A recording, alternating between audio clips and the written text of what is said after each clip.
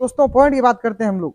बात ये है, अगर आप हेल्पर में जा रहे हो यहाँ से तो आपको बता ही दिया कि खर्चा मिनिमम 300 रियाल। मिनिमम बता रहा हूँ मैं, एकदम कम आप खर्चा करोगे तो 300 रियाल में खाना आपका होगा। थोड़ा अच्छा अगर खाओगे तो 350 रियाल।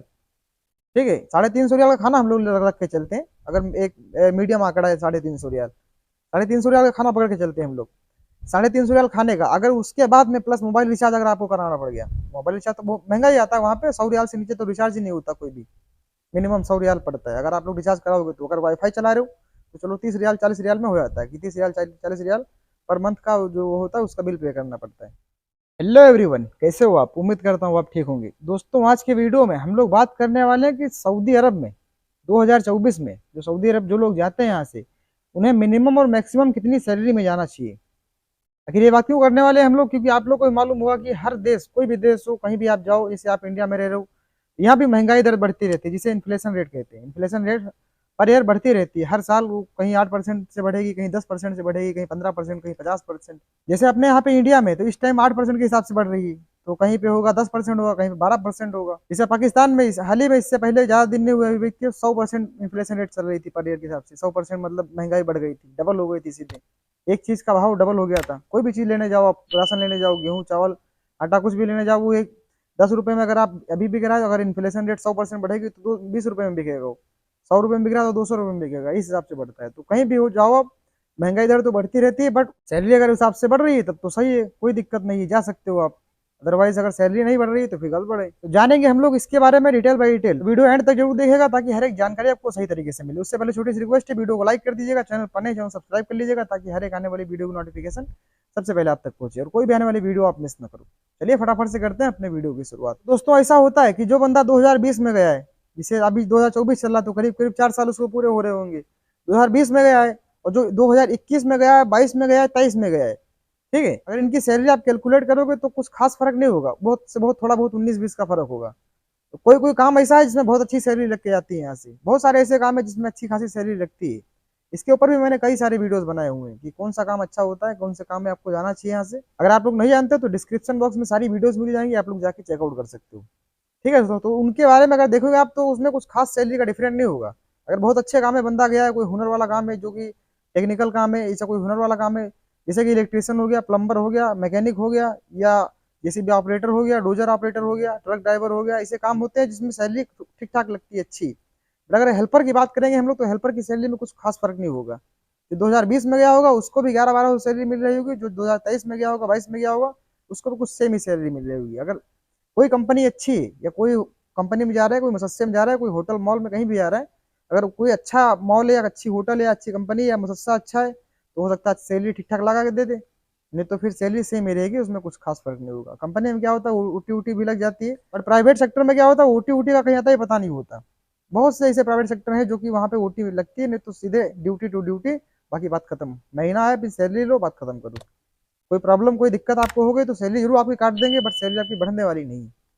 ऐसा होता है। मुझसे काम बहुत से मुझसे से पड़े, बाकी सबको नहीं बता रहा हूँ, बहुत से मुझसे अच्छे भी होते हैं, उनमें ओटी ओटी लगती है। मतलब ये आप समझिए 10% मुझसे ऐसे हो जिसमें ओटी लग जाती है, बाकी कोई मुझसे ओटी नहीं देता। छोटे मुझसे होते हैं, जो मुकाबलात होती है थोड़ी बड़ी होती है, तो उस हिसाब से उन लोग ज्यादा बंदे होते हैं, तो उस हिसाब से काम उनके पास ज्यादा होता है, तो उन लोगों को ड्यूटी लगा के देते हैं, बाकी नहीं लगती उसमें कहीं भी। ठीक है, तो अगर हिसाब से देखेंगे हम लोग 3 साल का कैलकुलेशन अगर हम लोग करेंगे, 20, 21, 22, 23 4 साल की कैलकुलेशन अगर हम लोग करेंगे, तो आप समझिए सैलरी में कुछ खास फर्क नहीं होगा।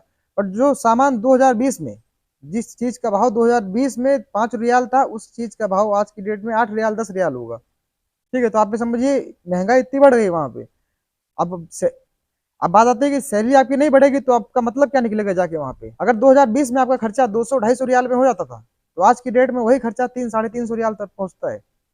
यहाँ पर समझिए 350 से 400 भी हो सकता है। ठीक है, खाने का खर्चा सिर्फ बता रहा हूँ आपको, अगर मोबाइल वोबाइल खर्चा आप रखोगे तो एक्स्ट्रा बढ़ जाएगा ऊपर से। तो आप लोग समझ सकते हो कितनी सैलरी होनी चाहिए बंदा यहाँ से जाए। बहुत से बंदे मैंने देखा हूँ यहाँ पे जो लेबर में चले जाते हैं, तो यहाँ से जाने के बाद उनकी सैलरी 1100 रहती है, 1000 रहती है, या 900 सैलरी तक देखा हूँ बंदे जाते हुए यहाँ से। उनको बोल के यहाँ से भेजा जाता है कि जाओ वहाँ तुम्हारी ओटी फिक्स ओटी लगेगी और अपना काम करना वहाँ पे, ओटी ओटी कमाना, और जो अपना खर्चा वर्चा होगा वो निकाल के जो बचाना बचाना।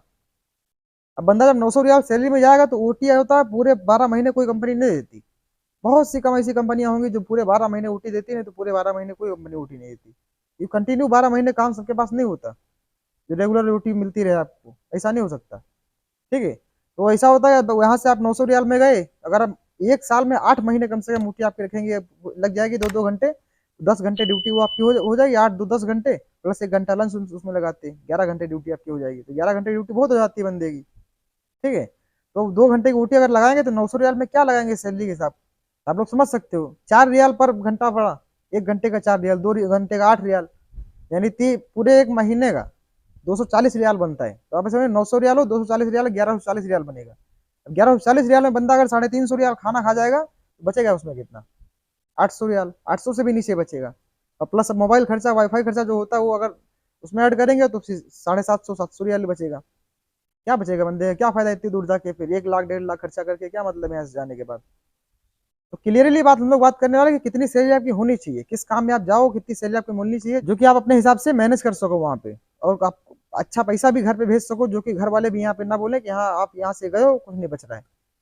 क्योंकि कैलकुलेशन नहीं करते, बहुत से लोग कैलकुलेशन नहीं करते, उनको ये पता होता है कि 1 लाख 1.25 लाख जाने में लगेगा, ये तो उन्हें पता होता है, बट वो कैलकुलेशन नहीं करते कि मैं वहाँ पे जाने के बाद ये 1.25 लाख कितने दिन में कवर करूंगा, फिर वहां से आते टाइम भी कुछ खर्चा होगा, फिर वहां पे रह के भी कुछ खर्चा करूंगा, यहाँ पे घर पे भी कुछ पैसा भेजना पड़ेगा, तो मैं बचाऊंगा क्या पूरे सफर में जाके, जब पूरा सफर वहां बर्बाद ही हो जाएगा, मेरा कुछ बचेगा ही नहीं, तो मतलब तो कोई नहीं जाके फिर वहां पे। ठीक है दोस्तों, तो ध्यान से समझिएगा पूरी वीडियो, आप लोग को बहुत अच्छी तरीके की जानकारी देने वाला हूँ, और बहुत अच्छी जानकारी, जबरदस्त जानकारी आपको देने वाला हूँ, जो कि आप कैलकुलेशन करके आप अपने हिसाब किताब से जा सकते हो। दोस्तों पॉइंट की बात करते हैं हम लोग।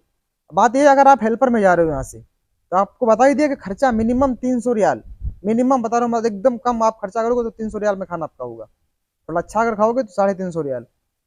ठीक है, 350 रियाल का खाना हम लोग रख के चलते हैं, अगर एक मीडियम आंकड़ा है 350 रियाल, 350 रियाल का खाना पकड़ के चलते हैं हम लोग। 350 रियाल खाने का, अगर उसके बाद में प्लस मोबाइल रिचार्ज अगर आपको कराना पड़ गया, मोबाइल रिचार्ज तो बहुत महंगा ही आता है वहाँ पे, 100 रियाल से नीचे तो रिचार्ज ही नहीं होता कोई भी, मिनिमम 100 रियाल पड़ता है अगर आप लोग रिचार्ज कराओगे तो। अगर वाईफाई चला रहे हो तो चलो 30 रियाल 40 रियाल में हो जाता है, कि 30 रियाल 40 रियाल पर मंथ का जो होता है उसका बिल पे करना पड़ता है। जहाँ पे कैंप में आपकी मतलब वाईफाई एक ही जगह मिलेगी आपको, जहाँ पे रूम में रहोगे आप, ड्यूटी पे जाने के बाद कोई फिर कुछ नहीं हो सकता उसमें, फिर आपको उसमें मिनट डलाना ही पड़ेगी। मिनट डलाओगे आप तो मिनट का भी खर्चा कम से कम 20 रियाल 25 रियाल पड़ता है, जो कि मिनट थोड़े बहुत आते हैं उसमें, जो 1 आध महीना आपका काम चल जाता है।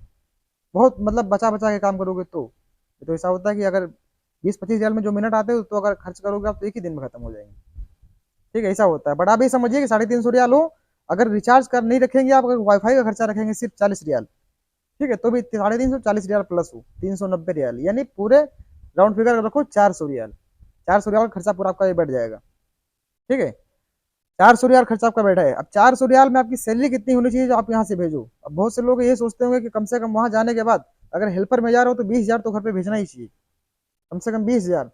बाकी अगर इस हिसाब से, अगर महंगाई के हिसाब से चलेंगे आज के दौर में, तो कम से कम 25 से 30 हजार रुपये भेजना चाहिए यहाँ पे, नहीं कुछ तो 25 हजार तो कोई भी हालत में भेजना ही चाहिए। उस हिसाब से सैलरी आपकी जो होनी चाहिए तो कम से कम 1400 रियाल होनी चाहिए, कम से कम एक आंकड़ा 1400 रियाल कम से कम होनी चाहिए। क्योंकि आप अगर 400 रियाल खर्चा करते हो वहाँ पे 1000 रियाल बचता है, तो 1000 रियाल का 21-22 हजार रुपये आराम से यहाँ का बचेगा। ठीक है, तो आप लोग समझ सकते हो। ओटी के भरोसे यहाँ से जाना ही नहीं चाहिए पहली बात तो।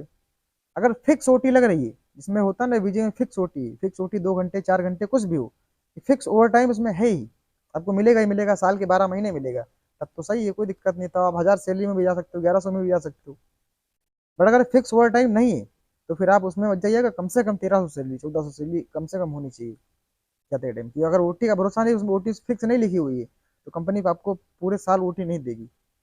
ठीक है, आप लोग समझ सकते हो। अब आप लोग यही कैलकुलेशन लेकर रख के चल सकते हो, कोई भी काम में जाओ, जैसे आप हेल्पर में जा रहे हो तो मिनिमम 1300 1400 सैलरी होनी चाहिए, उस हिसाब से अगर आप ड्राइवर में जा रहे हो तो फिर और ज़्यादा सैलरी बढ़नी चाहिए आपकी।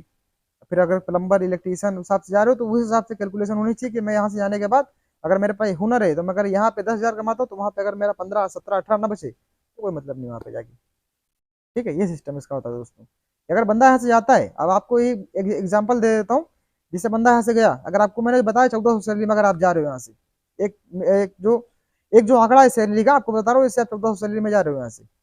अब आप यहाँ से गए, 400 आपने खर्च कर दिए महीने में, खाने पीने में 400 आपने खर्च कर दिए। अब उसके बाद बचा आपके पास 1000 रियाल, यानी 21,500 अराउंड 21,500 रुपये इंडिया का बचा आपके पास।